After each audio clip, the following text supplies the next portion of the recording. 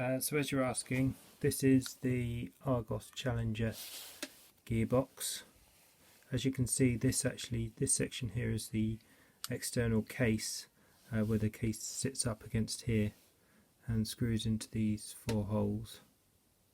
So this is external, and it's like twist mount, and then you have your gears all in there. So that is the case. If you compare that to the ones we're all used to, is that type, where it's a much smaller case that sits within the gearbox, the drill body. These ones use the same 550 motors.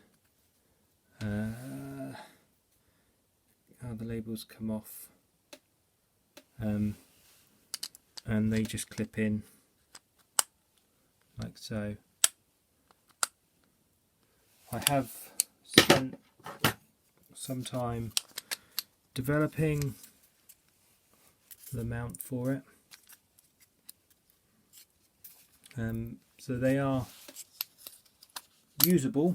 They are single speed gearbox. I've just taken the gearbox out of that one, but they are they are totally usable, and it's just that that's the gearbox itself. It feels quite firm inside. There is quite a lot of material around this centre section, so with regards to that snapping off, like the old Argos ones or the Black & Decker ones, then there won't be such a concern there. It's a nylon glass fibre filled material, and there is no bearing as such in there. It's just the 2 washers and the ball bearings, as mentioned before. The threaded section does sit below this area.